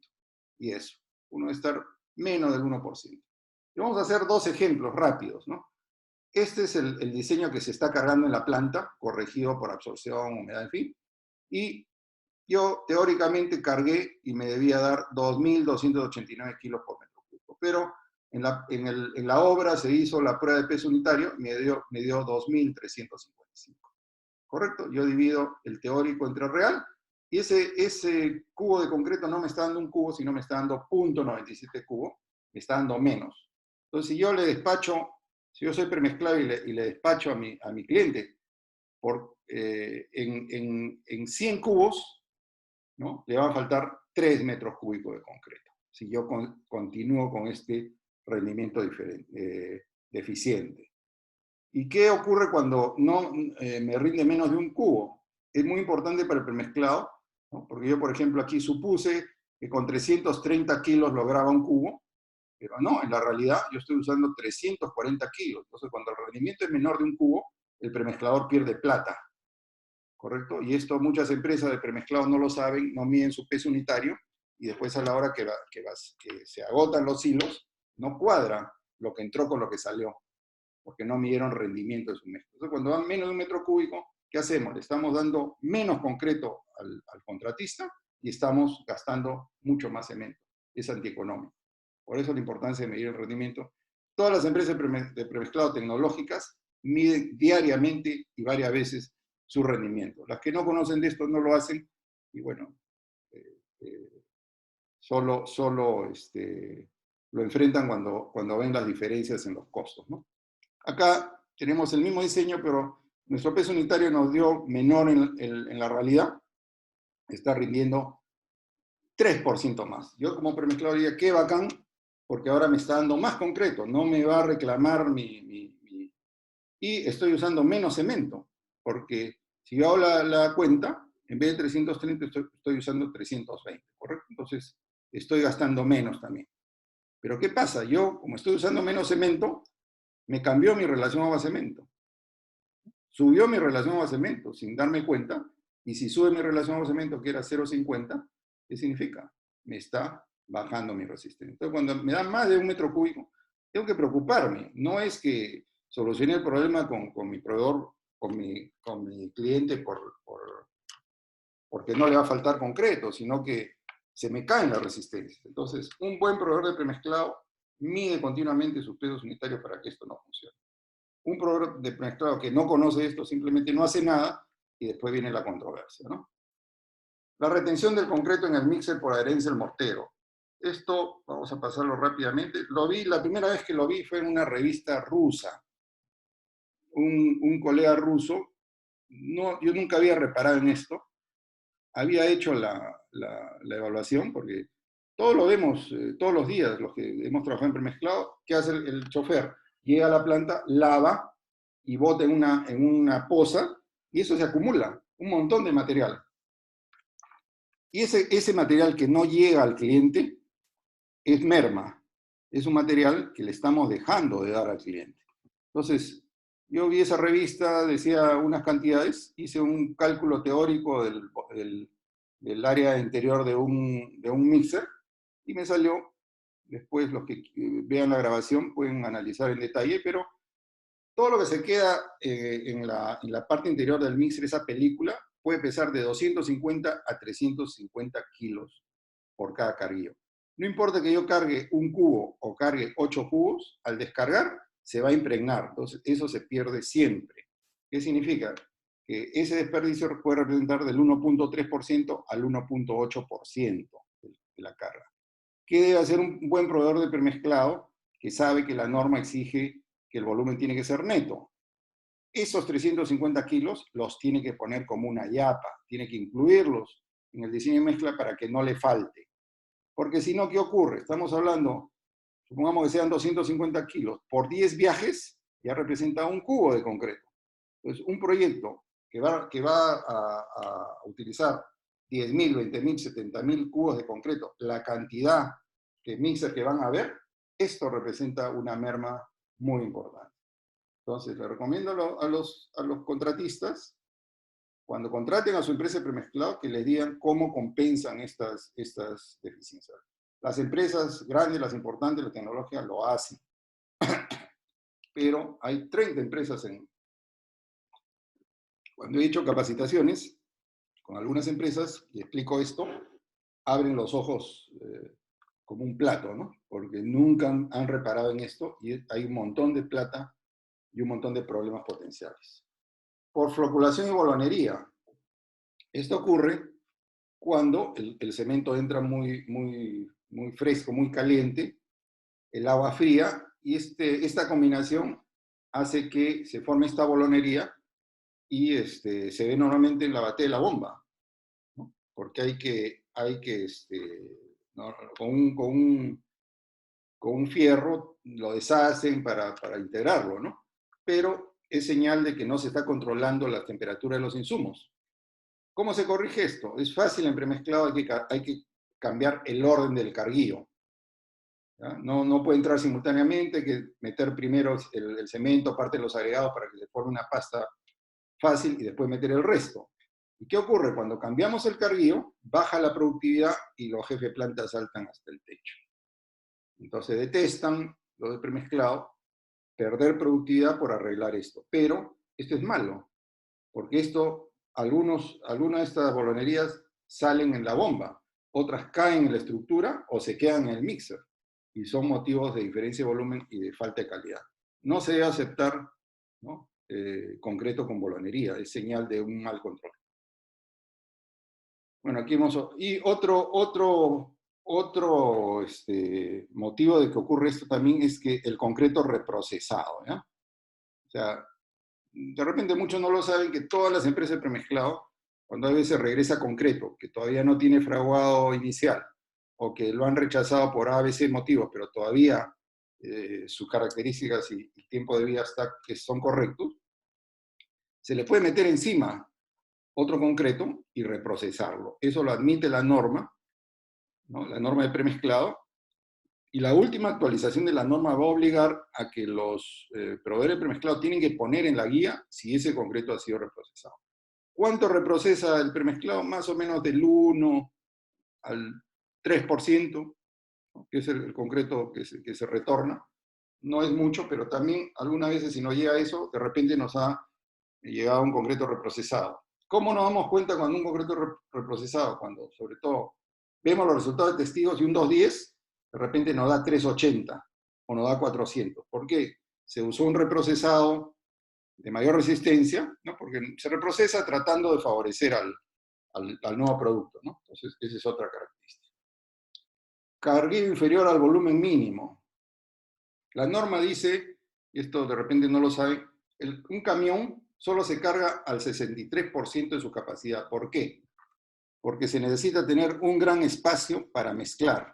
Un camión de 8 cubos con su carga al 63% tiene toda esta zona de acá para poder mezclar y todas las paletas actúan sobre este material de acá. ¿Correcto? Pero cuando yo no tengo la carga completa y cargo 4 cubos, cargo la mitad, ¿no? Me sobra 71%. ¿Y cuántas paletas intervienen? 1, 2, 3, 4, 5 paletas. 2 paletas ya no actuaron. Entonces, con 4 todavía se mezcla bien. Cuando tengo 3 cubos, ¿no? Están actuando 1, 2, 3 paletas y media, todavía me mezcla bien. Pero cuando tengo 2 cubos, ya solo son una paleta y media y ya comienza a funcionar mal, ¿no? Yo siempre hago la similitud con cosas domésticas. Métanle a una batidora muy poquita carga y no bate nada, ¿no? Hay una carga mínima, ¿no? Que tiene que cubrir las cuchillas para que una batidora doméstica funcione. Este es el mismo principio. Y cuando yo pido un cubo, solo hay una paleta. Entonces, es absurdo en premezclado pedir saldos de un cubo, 2 cubos, 3 cubos, y es más absurdo con el proveedor que lo acepta, ¿no? Porque no va a salir bien. Entonces, cuando se preparan estos volúmenes muy pequeñitos, la mayor parte se queda en el camión. Entonces, ya algunas empresas de premezclado, las más tecnológicas, aceptan solo saldos mínimos, ¿no? De 3 metros cúbicos para arriba. Si no, no se puede hacer bien el concreto, ¿no? Entonces, si se insiste con saldos pequeños, en el camión se puede quedar de medio cubo hasta un cubo, ¿no? Pero también el constructor puede tener su parte en el asunto. O sea, hay diferencia de volumen atribuibles al constructor. Cuando se hacen estructuras contra terreno, el contacto con el terreno es totalmente irregular. Entonces, ahí se puede involucrar más concreto del que debe ser, ¿no? Las losas, cuando hay una diferencia de 5 milímetros en el acabado, eso representa medio cubo por cada 100 metros cuadrados. Entonces, si no controlamos bien el nivel de las losas, está entrando más volumen y le echamos la culpa al proveedor de premezclado. Cuando vaciamos placas y columnas, si no las hemos ajustado bien y se abren, también es mayor volumen. Vaciado aligerado con ladrillos rotos, y por ahí entra el concreto, ¿no? Vaciado con bomba. Sabemos que en la bomba se queda de un cuarto a medio cubo. Eso no es culpa del proveedor de premezclado, eso es parte del proceso. Cuando se vacía con manguera, vemos que se pasa de una estructura a otra y comienza a chorrear el concreto. Eso no es problema del proveedor de premezclado, esos son desperdicios. Todo eso también hay que analizarlo, ¿no? Entonces, y cuando los metrados geométricos están errados. Entonces, es un tema que la controversia tiene dos partes, ¿no? Recomendaciones. En obras de gran volumen, es importante desde el principio conciliar con su proveedor cómo va a ser el control de peso unitario y rendimiento. Yo he participado en varios arbitrajes que involucran 100.000, 200.000 soles de diferencia, donde ambas partes han incumplido con sus verificaciones, ¿no?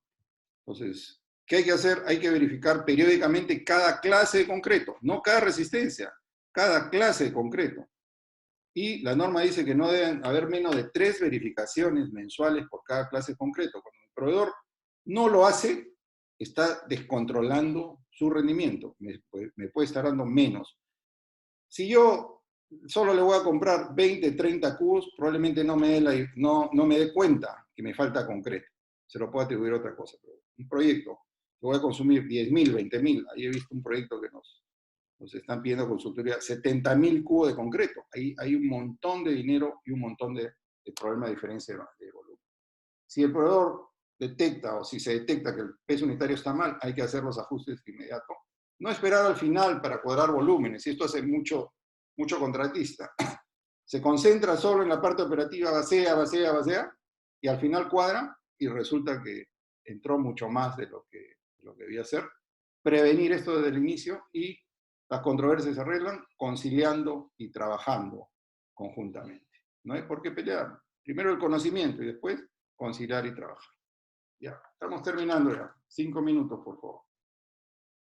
Mi concreto no fragua luego de 24 horas y mi proveedor me dice que en unas horas va a endurecer, ¿no? No te preocupes, espera nomás espérate hasta el mediodía que ya va a endurecer. Entonces, los problemas de retardo de fragua, una realidad, lo digo como ex premezclador, el último a enterarse es el premezclador. Nunca ha habido el caso que el proveedor premezclado vaya a la obra y le diga, oye, por si acaso que no te va a fraguar el concreto. Eso nunca se produce, ¿no? Entonces, es la realidad, porque es un caso excepcional donde se han pasado todos los controles. ¿Y a qué se debe? La causa principal normalmente es sobredosificación de aditivo. Todos utilizan retardadores. Se sobredosificó el aditivo, se puso demasiado aditivo y ocurre por múltiples razones. No es algo que no ocurra nunca.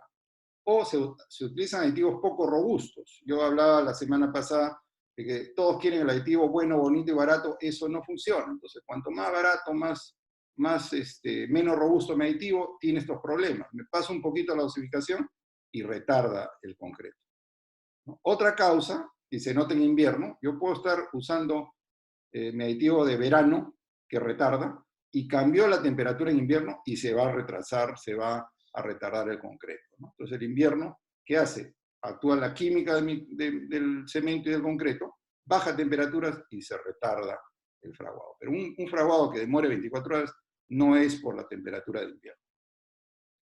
¿Se puede predecir cuándo endurecerá? No. Si me han llamado de premezclado porque no endurece y yo recién me entero y comienzo a averiguar, ni sé qué dosis de más ha habido ni nada, porque cuando se hace la trazabilidad no se encuentra nunca.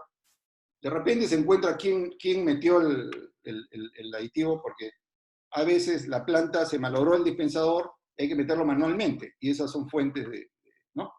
Pero, ¿cómo puedo predecir cuándo va a endurecer si no tengo idea de lo que pasó? O sea, no tengo idea de las dosis, no tengo idea. Entonces, eso de decir, espérame hasta el mediodía o espera, esas son solo buenas intenciones, ¿correcto? Ningún proveedor premezclado les puede garantizar que va a endurecer en unas horas. Eso no se puede garantizar. Una parte positiva es que cuando hay problemas de fraguado, la resistencia aumenta, aunque parezca mentira. Todos se preocupan, dicen hay que demoler porque ya no va a dar la resistencia. Y es al revés. Se ha encontrado que cuando hay retardo de fragua y se sobredosifica, se dispersa más el cemento, hay más hidratación y a 28 días nos va a dar más resistencia todavía. Entonces, desde el punto de vista de resistencia, ese no es el problema. Si la estructura no está en la ruta crítica, la recomendación, esperen con paciencia. Hemos vaciado una losa sobre terreno, una vereda o un elemento que no me está afectando mi ruta crítica, tengan confianza en que solo hay que protegerlo y va a endurecer. Y una vez que endurezca y desarrolle resistencia, va a superar la resistencia. Ese no es el problema. Pero si la estructura está en la ruta crítica, lo recomendable es, lo más pronto posible, desencofrar, eliminar y vaciar nuevamente por él. Nadie puede predecir cuándo esto va a comenzar a caminar, ¿no? Y esto pasa hasta en las mejores familias, ¿no? No es que porque le pasó al proveedor A, B, C o D, es malo o bueno, no. Esto pasa, hay que entender cómo funciona y hay que tomar la decisión correcta sin entrar en controversia. Hay que conversarlo, incluso ahora que está de moda la reunión de kick-off, hasta estas cosas hay que conversarlas. ¿Qué va a pasar si ocurre esto, no? Para eso estamos difundiendo este conocimiento. Y bueno, con eso hemos terminado. Lamentablemente nos hemos pasado en el tiempo. Digo lamentablemente, pese a que hay más de 700 personas que están todavía conectadas, ¿no? Pero me gusta terminar en el tiempo programado, sino que tengo el defecto de cada vez tratar de incluir más, ¿no? Pero la presencia de todo lo que sigue enlazado me dice que, bueno, hay interés. El próximo seminario vamos a tratar sobre los problemas de resistencia, evaluación de problemas de resistencia. Es un tema bastante amplio. Y las controversias las vamos a continuar en otro seminario. Hay un montón de temas, pero es repetitivo lo de problemas de resistencia, en fin. Y yo quiero terminar con una reflexión. Siempre trato de terminar con una reflexión. Hemos hablado de controversias, pero vemos que las controversias nacen fundamentalmente por falta de conocimiento, ¿no? Porque no conocemos el fondo del asunto o no nos entendemos con el interlocutor. Entonces, la base para solucionar controversias es conocer, aprender, ¿correcto? Mientras más aprendamos, mientras más compartamos conocimiento y mientras más conciliemos, vamos a poder solucionar controversias. Y otro tema que quería comentarles, que estaba meditando sobre esto, y yo todos los días leo mi periódico impreso. Soy de la vieja escuela, no me gusta el periódico digital, y leo a los comentaristas. En esta época de pandemia hay comentaristas de todos los rubros, incluido la construcción, donde elaboran una serie de teorías y explicaciones y críticas, ¿no? Y yo pensaba, y les quería comentar una experiencia.